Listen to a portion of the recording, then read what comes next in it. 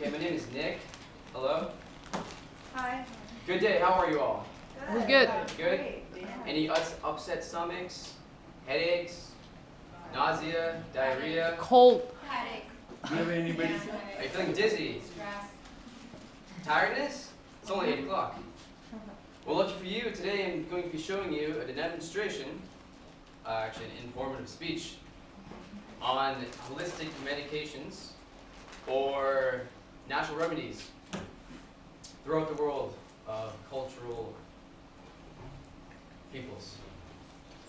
So, my first experience with natural remedies began when I walked into an herb shop in Chinatown, New York, with my father, and there was this huge mushroom. I was like, it's big. And we picked it up, and he was like, this is a huge mushroom.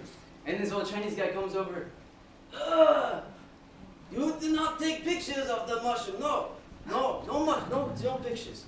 So we went out of there, they had a bunch of ginseng, and so that's when my first adventure on natural medicine began. This guy, right here, his name is Li Chung Twin. I think that's how you pronounce it. He was believed to be living over 150 years old. The exact date on his birth is not extremely confirmed.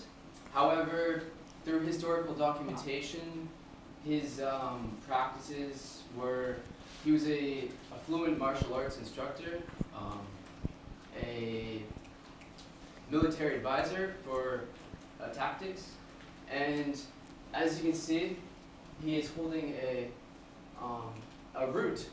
It's believed to be ginseng. We'll get to that in just a moment, but yeah, he's a pretty old dude. Just a little inspiration. So, 22nd century BC, trade routes, have been established throughout Europe, Middle East, Asia, India, and through most of the world. Save you a pen. No map. So I have India over here. Africa. Okay, it's just the eastern section, because that's where most of the this wasn't discovered yet. Not yet. Africa, Europe, and China. Over here. So the Himalayan mountains are right here. Most of India had a lot of spices. A lot of cloves were traded across in this way. A lot of trade routes are over here to the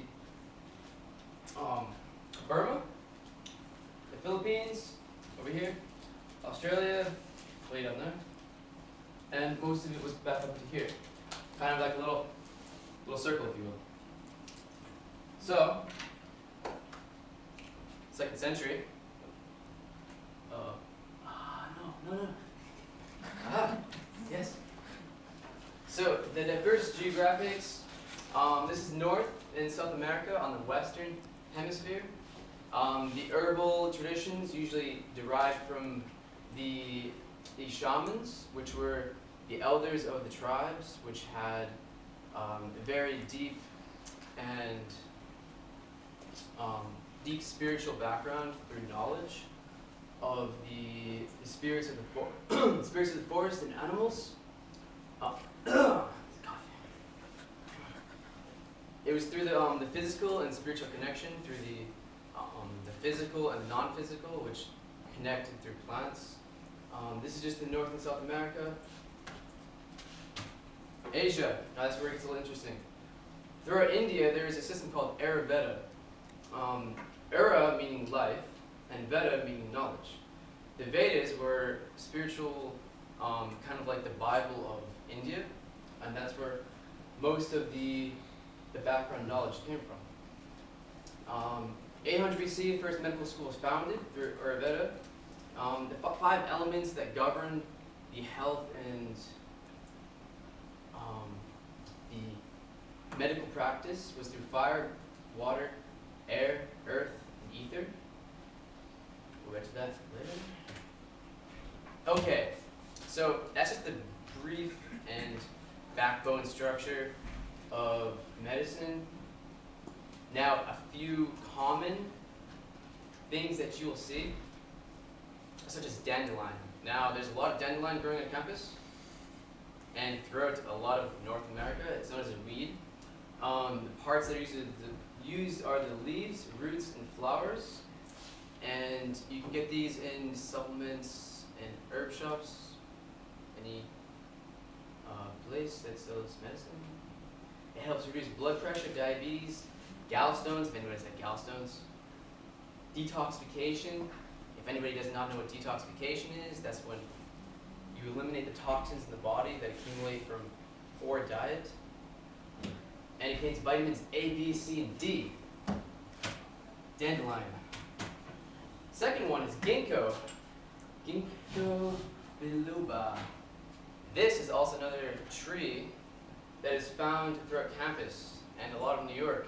There's actually one right over there. There's no leaves left on it now. You can use the seeds, which they stink really bad when they fall in the fall time, like dog food do. It's the world's oldest tree. Records date back 50,000 millions of years. And they grow very, very, very, very tall and very, very old trees. They're native to China and Japan, most of Eastern Asia. Central nervous system. Most of it's used in a tea for treating the nervous system, alertness, and helps with Alzheimer's of old people. Senile development. That's what it looks like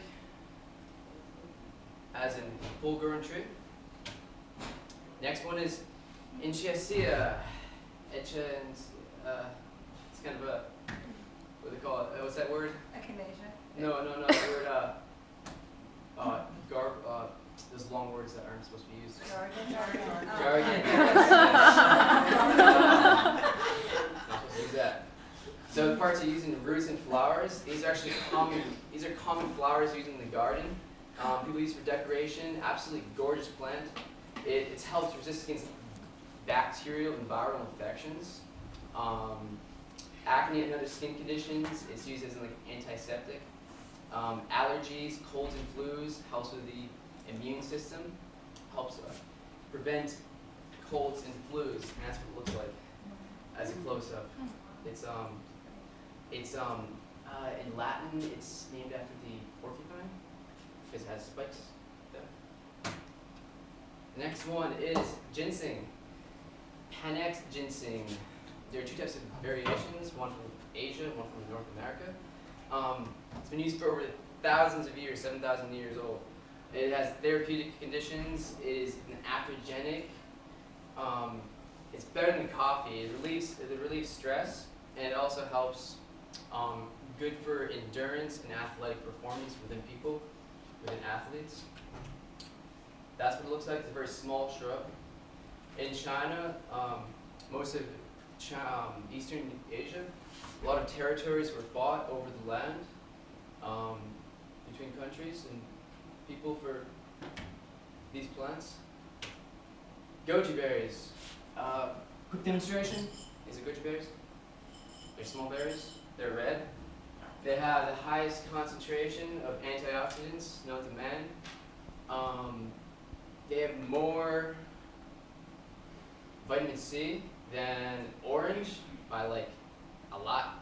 Like one of these little berries probably equal about 15, 20 oranges. It's good for blood oxygenation, but vitality and libido. It's good for getting the groove on. That's what they farm in China. They're roughly big shrubs. They're very hard to collect, so it takes a long time. About $20 a pound for these things.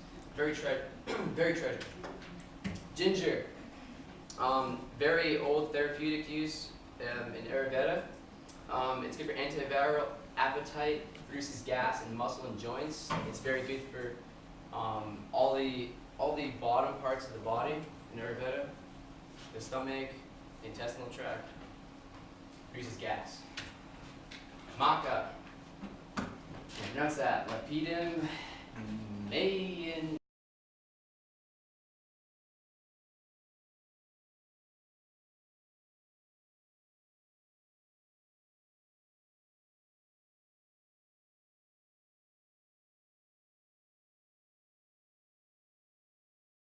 Shakes. I use it almost everyone.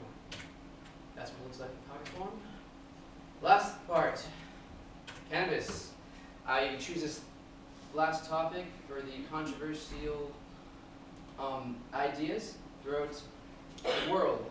Parts used as a flower mostly. It's been used for over 10,000 years, dating back to the Egyptian medical uses. It's good for insomnia, appetite, blood pressure, stress, chronic pain. California Pacific Medical Center did a demonstration, an experimentation on the cannabinoid oil compound, and it helps prevent cancer stem cells from reproducing and helps the elimination of tumors. And I'm sure you all know what that looks like, so I shouldn't have to show you a picture.